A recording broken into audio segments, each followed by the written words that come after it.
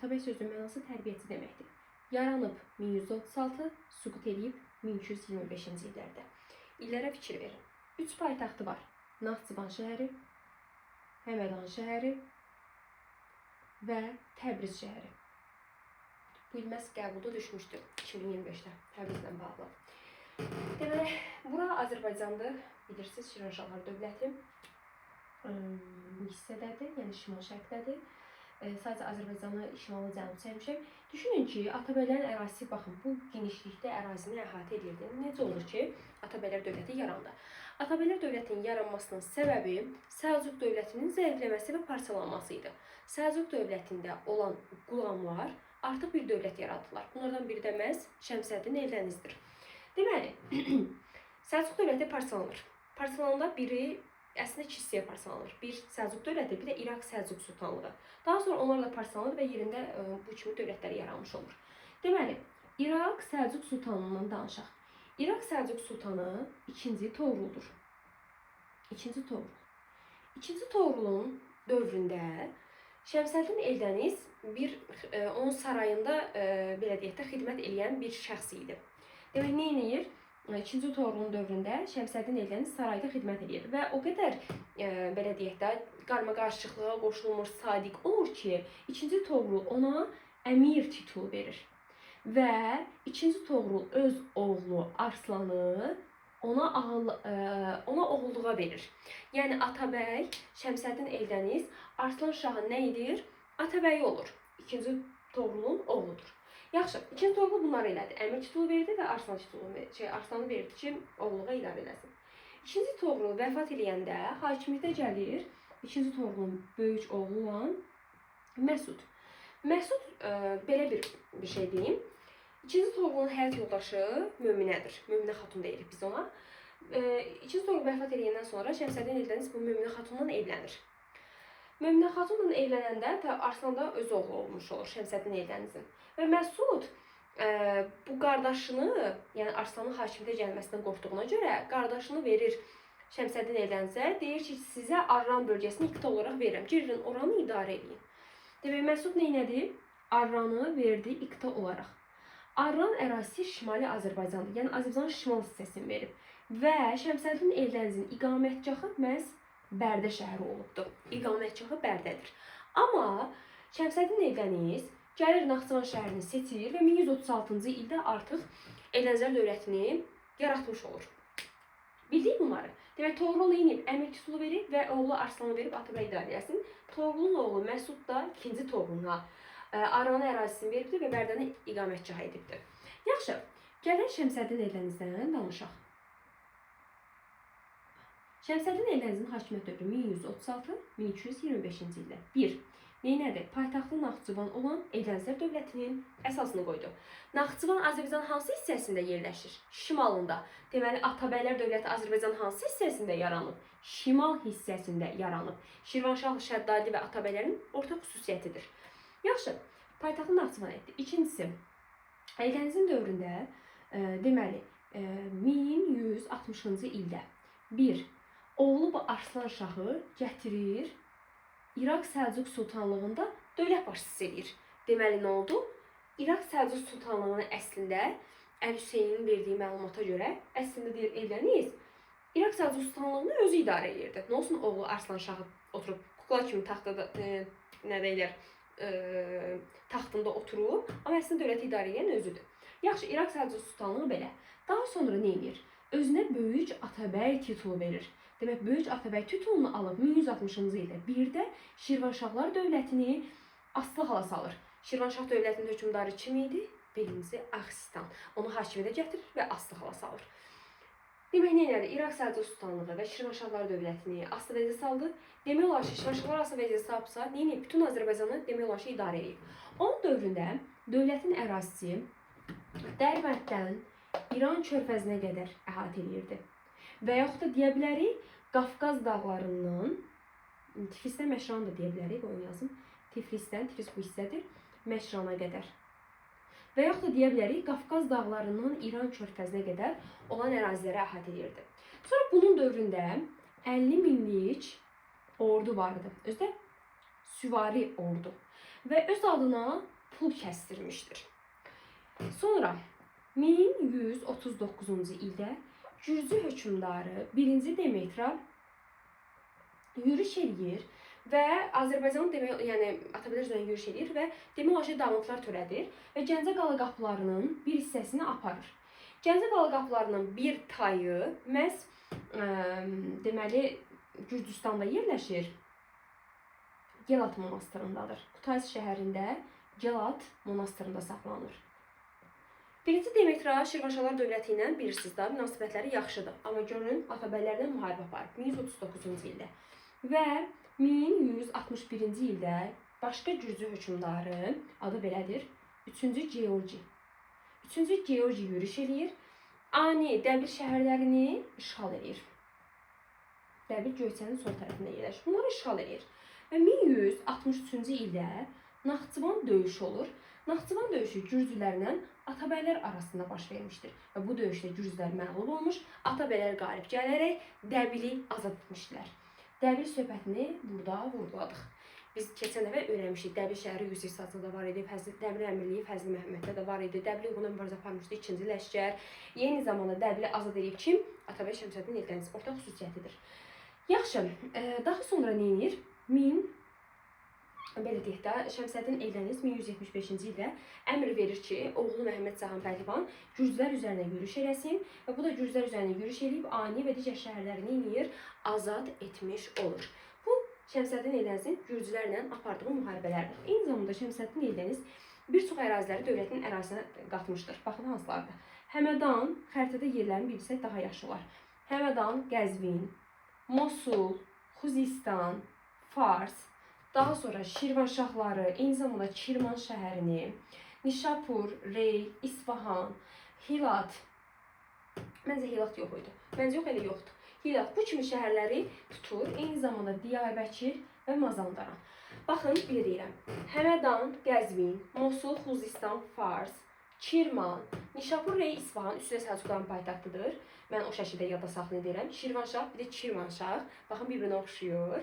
Bunlar dediyim. Bir də ki, Gilan, Diyarbəkir və Mazandaran bu kimi ərazilərini dövlətin tərkibinə qatmış olur. Yaxşı, Şəmsəddin Eldəniz bu. Keçək digər oğluna. Şəmsəddin Eldənizin düşünürəm ki, yadda saxladıq. Şəmsəddin Eldənizdən sonra hakimiyyətə gəlir böyük oğlu Məhəmməd Cahan Pəhlivan. Biz Şəmsəddin Eldənizlə Məhəmməd Cahanın birinci ortaq xüsusiyyətlərini qeyd edəcəyik. Daha sonra keçəcəyik digər hissəsinə. Yazırıq Məhəmməd Cahan və Pəhlivan. Hakimiyyət dövrü 1175-1186.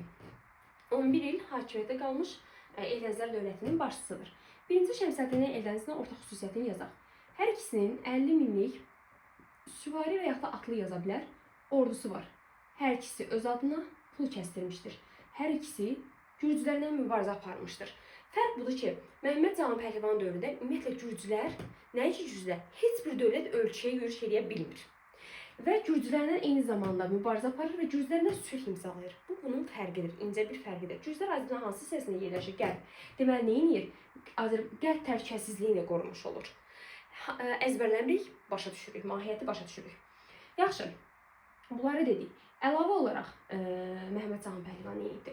Demək, ordu, pul, Gürcülərlə mübarizə.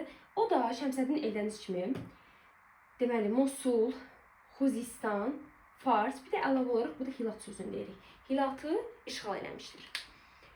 Bayaq dedim, Həmədan, Mosul, Xuzistan, Fars, orada Hilat söhbəti yox idi. Burada isə deyirik Hilat, Mosul, Fars, Xuzistan. Yəni, həm atası Eldəniz, həm də özünün ortaq xüsusiyyəti nədir? Mosul, Xuzistan və Farsı işğal eləmək. Fars kimi əraziləri işğal eləməsi. Bu, Şəmsəddin Eldənizlə Məhəmməd Cahan Pəhlivanın ortaq xüsusiyyətidir. İndi sırf Məhəmməd Cahan Pəhlivan'a aid olan xüsusiyyətlər deyək. Eldəniz paytaxtını Naxçıvan eləmişdir. Bu isə paytaxtı Həmədan edir. Nə vaxt? 1175-ci ildə. Bir də 1175-ci ildə Axsungirlərlə mübarizə aparır və Təbrizi onların əlindən alır. Axsungirlər desəz kimdir? Axsungirlər yaranıb 1108-ci ildə, 1227-ci ilə qədər. 1108-ci ildə deməli Rəvadilər dövlətinin belə deyək də, davamçılarıdır. Təbriz və Maraq ərazisi onlara aiddir. Sırf Təbrizi alır kim? Məhəmməd Cahan Pəhlivan. Və eyni zamanda Arran bölgəsini və xüsusilə də Azərbaycanı verir kimə? oğlu Qızıl Arslanı, qardaşı Qızıl Arslana verir. Və Qızıl Arslanın da iqamətgahı hara olur? Təbriz şəhəri olur. Deməli, Şəmsəddin Eldənizin iqamətgahı Bərdə şəhəridir. Qızıl Arslanın iqamətgahı isə haradır? Təbriz şəhəridir. Bəs Məhəmməd Cahan Pəhlivan kimin atabəyidir? Yadımıza saxlayırıq. 3-cü Toğrulun, İraq Səlcuq Sultanı 3-cü Toğrulun atabəyi olmuşdur. Bu da hakimiyyətə 1176-cı ildə gəlir, 1194-cü ildə gedir. Yaxşı, demək Eldəniz Arslanın atabəyidir. Məhəmməd Cahan Pəhlivan isə 3-cü Toğrulun atabəyidir. Qızıl Arslan isə Məhəmməd Cahan Pəhlivan deyir ki, Əbu Bəkirin atabəyi oldu. Əbu Bəkirin də atabəyi kim oldu? Qızıl Arslan. Sonra Məhəmməd Cahan Pəhlivanın dövründə deməli belə bir xüsusiyyətimiz var ki, Abbasilərə deyir ki, Abbasilərə deyir dövlətin daxili işlərinə qarışmasının qarşısını alır. Hətta Abbasilərə deyir ki, siz dindar dövlətsiniz və sizin işiniz namaz qılmaqdan ibarətdir. Başqa bir dövlətin daxili işlərinə qarışmaq olmaz. Yəni Abbasilərlə belə deyək də ölkəsini qoruyur.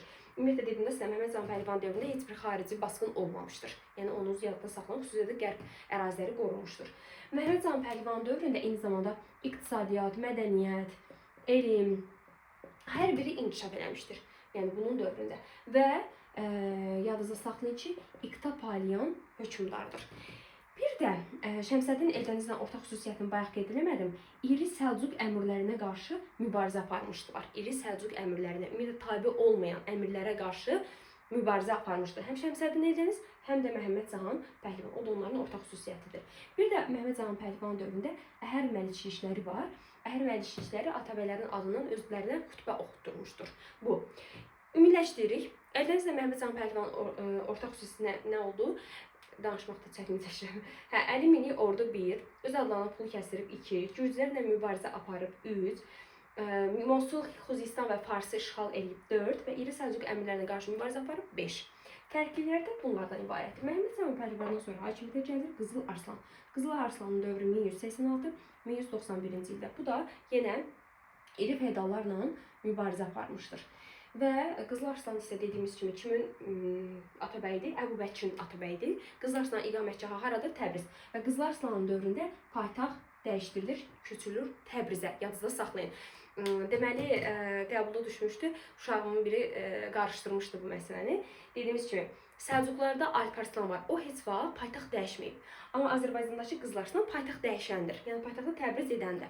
Sonra Qızıl Arslan 1191-ci ildə xəlifənin razılığı ilə sultan titulunu qəbul edir. Azərbaycan tarixində sultan titulunu qəbul edən ilk hökmdar məhz Qızıl Arslandır. Onu yadınızda saxlayın. 1191-ci ildə dedik ki, sultan titulunu qəbul edir. Bir də bunun dövründə ən əsası 1190-cı ildə yaxşı yadınızda saxlayın, Həmədan yaxınlığında bir döyüş olur. Baxın burada.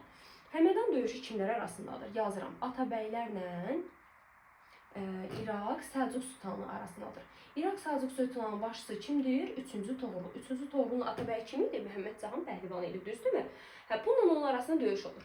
Və atabəylər qalib gəlir. İraq Səlcuq Sultanı məğlubiyyətə uğrayır və Qızıl Arslan 3-cü Toğrulu aparır, atır həbsxanaya. Bu. Deməli, Həmədan döyüşü 1190-cı ildə olubdur. Atabəylərlə İraq Səlcuq Sultanlığı arasında və atabəylər qalib gəlmişdir. Bir də Qızıl Arslan da çoxlu iqta paylayan Səlcuq hökmdarlarından biridir, atabey hökmdarlarından biridir. Həm Məhəmməd Cahan Pəhlivan, həm də Qızıl Arslanın ortaq xüsusiyyəti iqta paylamasıdır. Yaxşı, yuxarını silirəm. Qızıl Arslandan sonra hakimiyyətə gəlir artıq Əbu Bəkir. Qızıl Arslan bilsiz niyə öldürülür? Qızıl Arslan iqta sahibləri olan əmirlər tərəfindən öldürülür. Çünki Qızıl Arslan o iqtanı daha çox öz yaxınlarına paylayır və narazı qalırlar digərləri. Buna görə onu suiqasd nəticəsində öldürürlər. Qızıl Arslandan sonra hakimiyyətə gəlir Əbu Bəkir. Artıq bunlardan sonra dövlət tamamilə çöküş yaşayır. Daxili ixtilaflar olur, xarici basqınlar olur və çöküş yaşayır. Əbu Bəkir ümumiyyətlə heç nəyi vecinə almır. Baxmır ki, orada xarici hücumlar var ya yoxdur, elə o dövləti dağıtsınlar. Gürcülər, ermənilər yürüş edir və heç birindən neyinir? Baxmır. Hətta yerli əhali bu Gürcü erməniləri qovur. Çünki Əbu Bəkir heç dövlətlə maraqlanmır. 1210-cu ildə Gürcülərin digər bir böyük basqınları baş verir və ondan sonra da Əbu Bəkir zaten vəfat etmiş olur. Əbu Bəkir dövründə əsas bir hadisə var. Xarəzmşahlar dövlətinin başçısı Xarəzmşah Təkər 1194-cü ildə atabəylər üzərinə yürüş edir. Rey şəhərini, eyni zamanda Həmədan və Xorasan bu əraziləri işğal edir. və 1197-ci ildə Həmədan döyüşü baş verir. Bu səfər Həmədan döyüşü Atabəylərlə Xarəzmşahlar arasındadır. Yenə Atabəylər qalib gəlmiş olur. Deməli, 2 dənə Həmədan döyüşü öyrəndik. 1190, 1197. Hər iki döyüşdə də Atabəylər qalib gəlmişdir. 1190-cı ildə Qızılarslan, 97-ci ildə isə Əbubəşir qalib gəlmişdir. 90-cı ildə İraq Səlcuq Sultanı 3-cü Toğrula, 97-ci ildə Həmədan döyüşündə isə Xarəzmşah hökmdarı Təkəşə qalib gəlmişdir. Əbubəşirdən sonra hakimiyyətə gəlir Özbək. Bu bizim qorxaq hökmdarımızdır. Bunların dövrü 1191, 1210, 1210, 1225. Özbəyin dövründə Monqolların Azərbaycana birinci yürüşü baş verir və Xarəzmşah Cəlaləddin yürüş eləyir. 1225-ci ildə Xarəzmşah Cəlaləddin tərəfindən Atabəylər dövlətinə son qoyur. Yəni Atabəylər dövləti Monqolların nə ikinci, nə də üçüncü yürüşündə yoxdular. Sadəcə və sadəcə birinci yürüşdədir. Deməli, bayaq dedim, Məhəmməd Cahan Pəhlivanın Qızıl Arslan ortaq xüsusiyyəti nə idi? İqta paylaması. Qızıl Arslanla Əbubəşirin ortaq xüsusiyyəti nədir? Həmədan döyüşlərində qalib gəlməsi. Əbubəşirlə Özbəyin ortaq xüsusiyyəti nədir? Xarəzmşahlarla mübarizə aparması. Fərq, Xarəzmşah Təkəşlə mübarizə aparıb, Xarəzmşah Cəlaləddinlə mübarizə aparıb. Sözlərə fikir versəz, heç bir çətinlik olmayacaq. Baxın, Atabəylər dövlətindən bitdi.